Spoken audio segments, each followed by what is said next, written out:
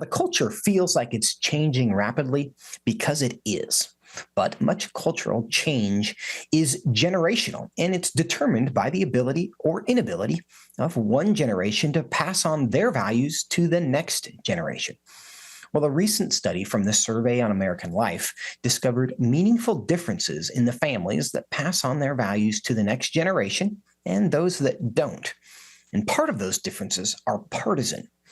62% of Americans raised by parents who consistently voted Democrat identify as Democrats today, while 57% of those who had Republican voting parents report being Republican today. Now, also interesting are the gender differences.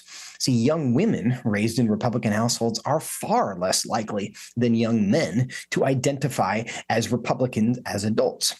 Less than half, that's 44% of young women with Republican parents report that they are Republicans, compared to 2/3, 67% of young men. That's a huge difference. Now, why are those who vote Democrat seemingly better at passing on their values? And why are young women so much more likely to reject the values of their more conservative parents? We're going to discuss that, and joining me for the discussion is David Closson. He's the director of the Center for Biblical Worldview at Family Research Council. David, thanks for joining me today. Hey, great to be with you again, Joseph.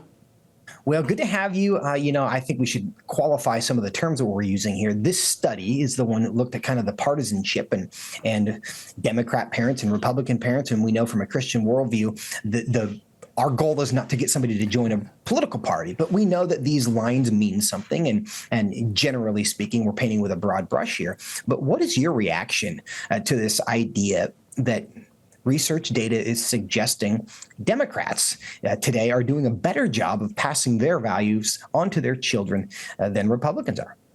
Yeah, I think this is really fascinating research, Joseph, and I'm not entirely surprised by it.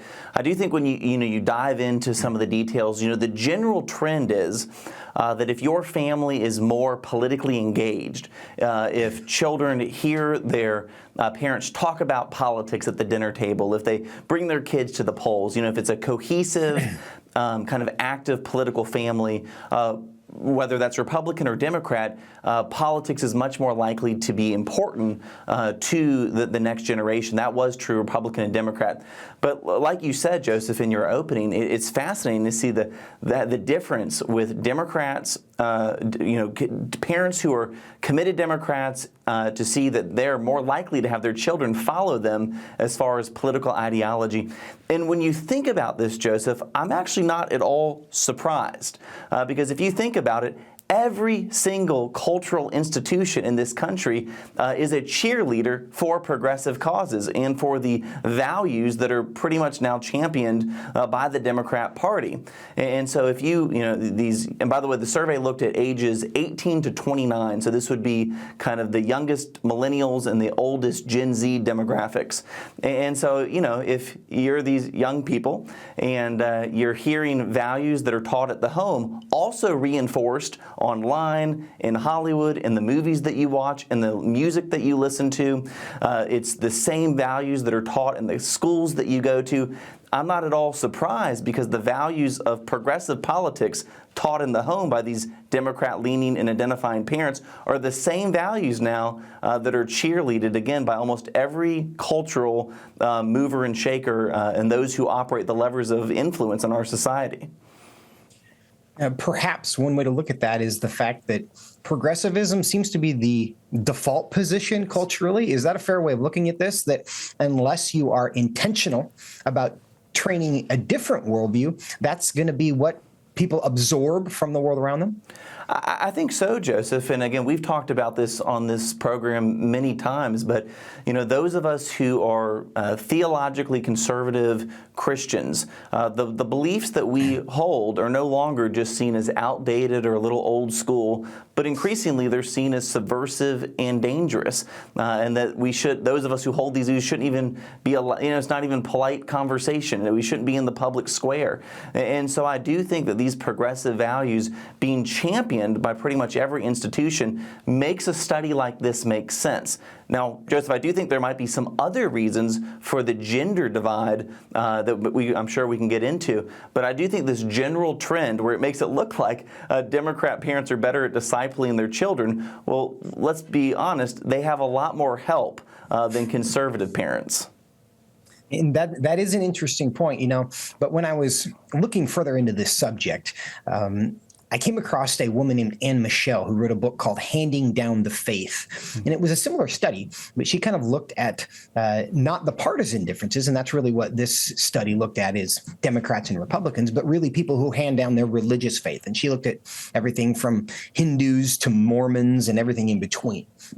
And she said, in talking about her study, that the banner headline was that the most instrumental factor seems to be when parents talk about faith with their children, not just when they're in the car coming and going from Sunday school or when they're saying bedtime prayers, but when there's a kind of ongoing narrative just in the course of everyday life. Now, when I read that quote from her, it reminded me, of course, of Deuteronomy chapter 6. And this is Moses' exhortation to the nation of Israel about how to disciple your children. You shall teach them diligently to your children. You shall talk of them when you sit in your house, when you walk by the way, when you lie down, when you rise, right? It's this idea that discipleship happens not on Sunday morning and not during bedtime prayer, but when you demonstrate that this is an integral part of your life and that mealtime and work time and playtime and recreation time, all of that is undergirded by your faith. And when you do that, that's when children really absorb this.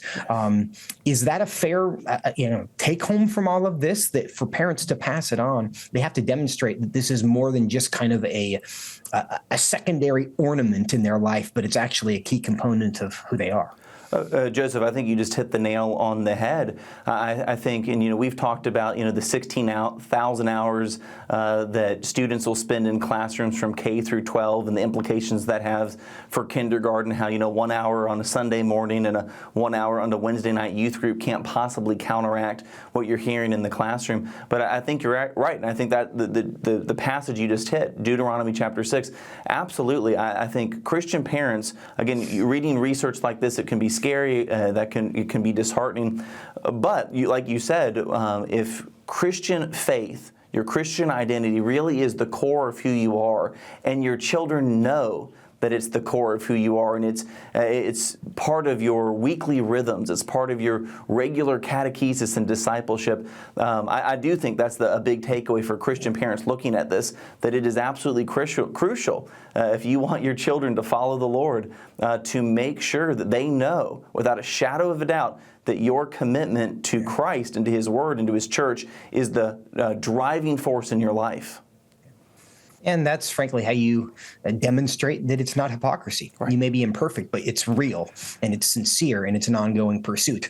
Otherwise, if they think you're faking it, nobody is attracted to hypocrisy. But one other element of this that I think is worth discussing is the gender divide, and the idea that young women are much less likely to embrace the conservative value system of their parents. What do you attribute that to? Yeah, the research pointed out a couple of things, Joseph. Just for the sake of time, I'll mention just three of them real quick.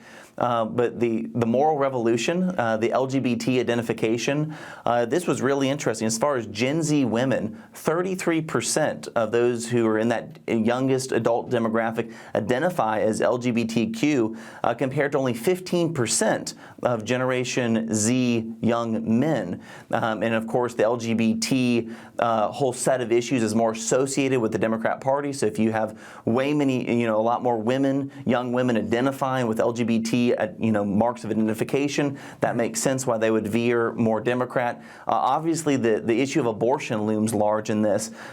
We've seen this even before Roe v. Wade was overturned, but especially since Roe v. Wade was overturned, I think the pro-abortion lobby, regretfully and tragically, has been very effective in talking about how this is an assault on women's rights and women's health care. And so I do think a lot of young women are hearing this abortion pro-abortion messaging, and it's being effective. And because the pro-abortion positions identified with the Democrat Party, they're leaning in that direction, even if they were raised Republican. And then the one other statistic, Joseph, is that it appears that young women who go to college are even if they are raised by Republican parents, they're much more likely after a 4-year degree to no longer identify as Republican. It was actually 37% of college-aged women raised by Republican parents but who go to college identify as Republican, compared to 65% who they still identify as Republican, but they didn't go to college. So going to college affects women in a pretty significant way, this youngest demographic of adult women.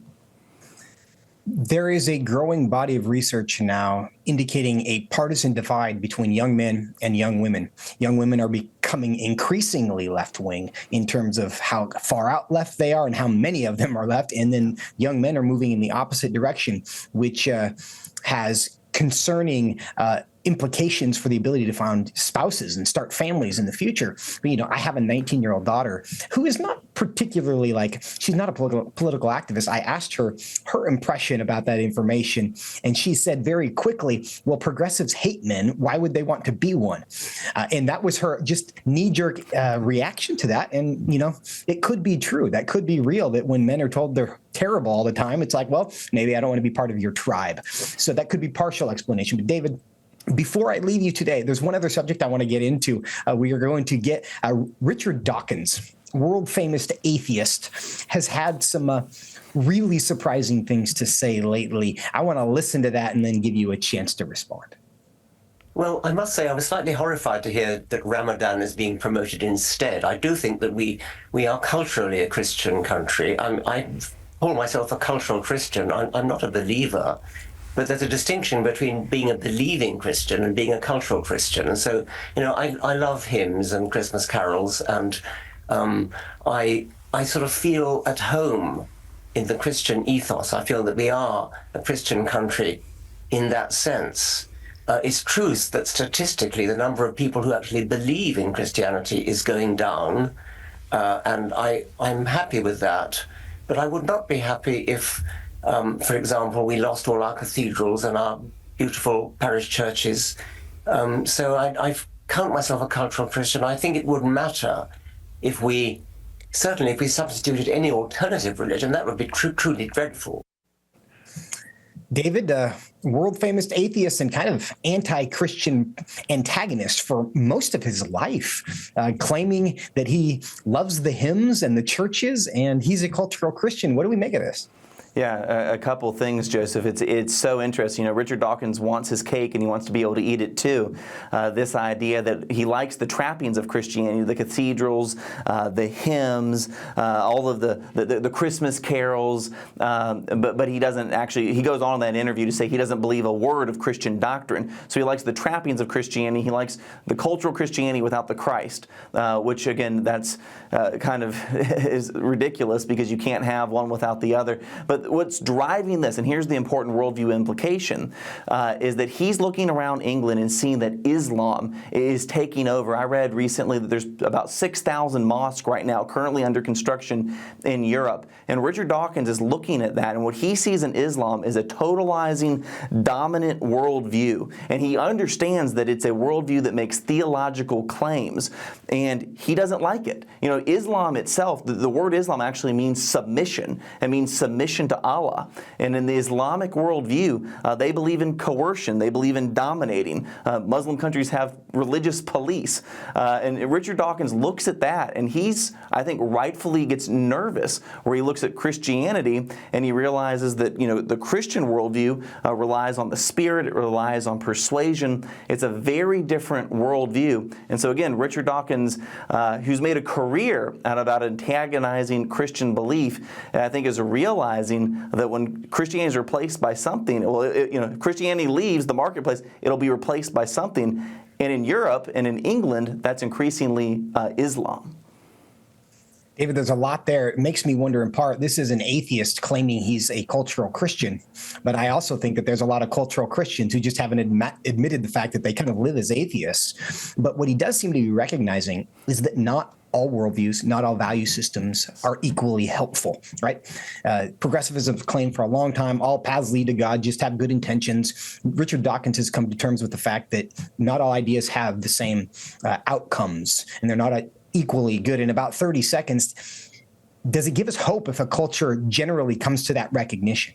I think it can give us hope, Joseph, because I think the Christian worldview is the greatest force for good that the world's ever seen. And I think the loss of the influence of Christianity, people are going to see that. They're recognizing it. Even someone like Dawkins sees that and recognizes that.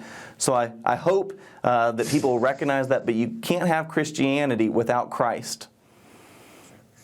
Well, this, I do think, can be a good sign. The truth always ultimately prevails, and this might just be a small victory. Even if it's a very small victory, it's a real one. David Closson, thanks for your time today. Thank you, Joseph.